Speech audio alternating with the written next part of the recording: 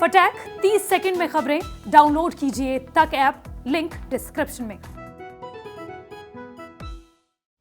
Corona के नए रूप ओमिक्रॉन ने तो नए साल के जश्न को फीका कर ही दिया है। अब केंद्र सरकार ने तमाम राज्यों को अलग अलग पाबंदियां लगाने के निर्देश भी दे दिए हैं। देश भर में कोरोना के मामले तेजी से बढ़ रहे हैं, जिसकी वजह से देश के अलग अलग राज्यों ने तरह तरह की पाबंदियां लगानी अब शुरू भी कर दी हैं। दिल्ली में भी 290 कोरोना केस और एक की मौत होने के बाद नाइट कर्फ्यू का ऐलान कर दिया गया।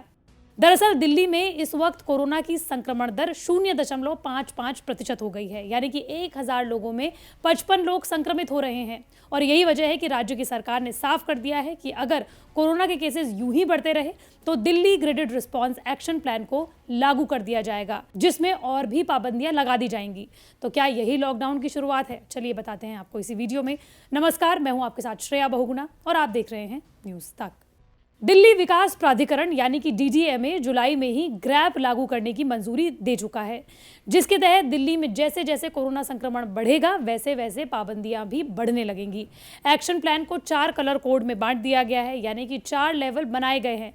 पहला लेवल का कलर कोड पीला है, दूसरा अंबर यानी कि आसमानी कलर का है, तीसरा लेवल ऑरेंज है और चौथा लेवल रेड कलर का है। चौथा लेवल यानी रेड कोड का मतलब है कि रिकॉर्ड केसेस आने लगेंगे तो लॉकडाउन लग जाएगा। ऐसी स्थिति में ज्यादातर एक्टिविटीज बंद हो जाएंगी। फिलहाल दिल्ली में पहला लेवल यानी कि कलर कोड येलो है। जब लगातार 2 दिनों तक संक्रमण दर 0.5% या फिर लगातार 7 दिनों तक 1500 से ज्यादा केसेस आने लगे, तब कलर कोड येलो दे दिया जाता है। क्योंकि दिल्ली में अब हर दिन 200 से ज्यादा केसेस आ रहे हैं, इसलिए नाइट कर्फ्यू लगा दिया गया है। अगर दिल्ली में लगातार केसेस बढ़ते रहे तो लॉकडाउन लगाने की स्थिति भी आ सकती है। अब आप ये जान लीजिए कि दिल्ली में जो 27 दिसंबर से नाइट कर्फ्यू लागू कर दिया गया है, उसमें आपको छूट कौन कौन सी मिलेंगी। फल और सब्जियां, डेयरी और दूध उत्पाद, दवाएं जैसी तमाम चीजों और जरूरी वस्तुओं की खरीद के लिए पड़ोस की दुकानों में पैदल जाने की छूट दे दी गई है।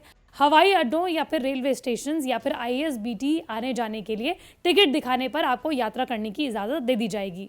इसके अलावा अगर आपके पास वैलिड पहचान पत्र है तो प्रिंट और टीवी के पत्रकारों को भी छूट रहेगी। इसके अलावा होम डिलीवरी आइटम्स पर भी छूट मिलेगी, यानी कि अगर आप किसी भी तरह की चीजें अपने घर पर मंगा रहे हैं तो आपको इस पर छूट दी जाएगी। और इसके अलावा अगर आप वैक्सीनेशन के लिए जा रहे हैं तो इस पर भी नाइट कर्फ्यू में छूट दी जाएगी। हालांकि दिल्ली सरकार ये साफ कर चुकी है कि अगर दिल्ली में संक्रमण दर 5% हो जाती है, यानी कि 100 लोगों में 5 लोग कोरोना पॉजिटिव पाए जाते हैं, तो पूर्ण लॉकडाउन लगा दिया जाएगा। ओमिक्रॉन देश के 19 राज्यों में अब तक फैल चुका है। अब गृह मंत्रालय ने भी राज्यों को ये साफ निर्देश दे दिए हैं कि वो अपने अपने स्तर पर कोरोना और नए वेरिएंट से निपटने के लिए कमर कस लें।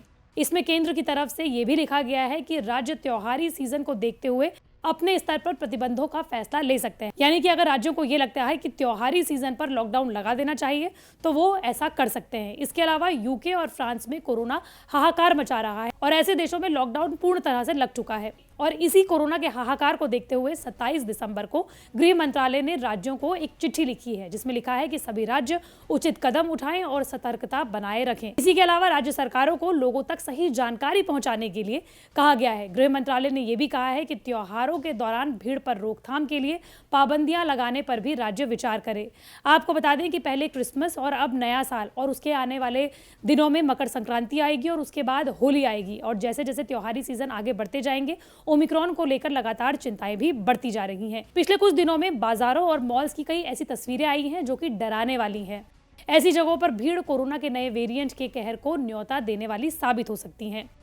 गृह मंत्रालय ने अपनी इस चिट्ठी में लिखा है कि ओमिक्रॉन डेल्टा के मुकाबले 3 गुना ज्यादा तेजी से फैलता है। इसे कोरोना की रोकथाम में नई चुनौती माना जा सकता है, इसीलिए लोगों को भी सावधानी बरतने की सलाह दी है। इसमें लिखा गया है कि कोरोना को रोकने के लिए जो भी नियम बनाए जाएंगे उसको जो लोग नहीं मानेंगे उस पर सेक्शन 50 से लेकर 60 और आपदा प्रबंधन अधिनियम के तहत दंडित किया जाएगा। इसलिए आपको क्या करना है, आपको तीसरी लहर को रोकना है।